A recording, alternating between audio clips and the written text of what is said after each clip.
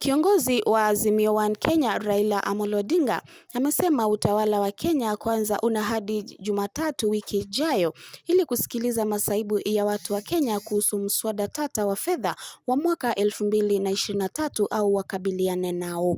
Akizungumza katika wakfu wa Jaramogi Oginga Odinga jijini Nairobi, Odinga alisema kuwa wanamtaka Rais William Ruto kuondoa mswada wa fedha, la sivyo akabiliane na vita mitaani.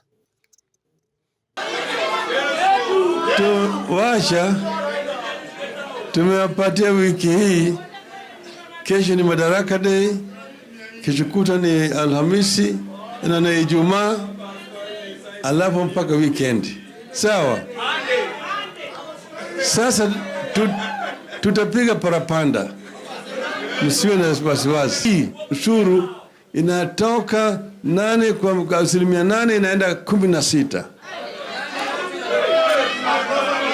Hiyo bei ya mafuta itapanda na shilingi 10 kwa lita. Kila kitu itaenda juu zaidi.